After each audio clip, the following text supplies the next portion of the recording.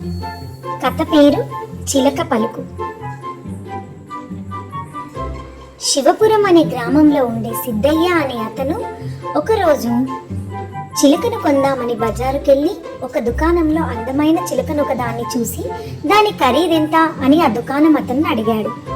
100 రూపాయలు అన్నాడు దుకాణం వాడు. 100 రూపాయలే అంటూ సిద్ధయ్య ఆశ్చర్యపోయాడు.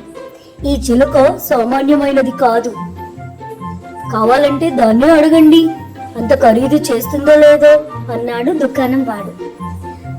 నువ్వు 100 రూపాయల ఖరీదు చేసే మాట నిజమేనా అని సిద్ధయ్య చిలుకను అడిగాడు. ఎందుకు సందేహం ఎందుకు అన్నది చిలుక.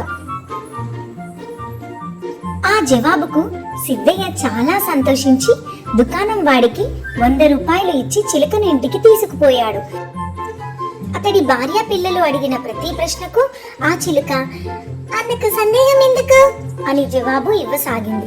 దానితో సిద్ధయ్య చిలుకకు ఆ మాట తప్ప మరేమీ రాదని, తను మోసపోయానని గ్రహించి ఎంతటి వెర్రివాణ్ణి అని అనుకుంటుండగానే వెంటనే ఆ చిలుక అందుకే సందేహం ఎందుకు అనింది. అది విని సిద్ధయ్యతో పాటు అతడి భార్య పిల్లలు కూడా గట్టిగా నవ్వసాగారు.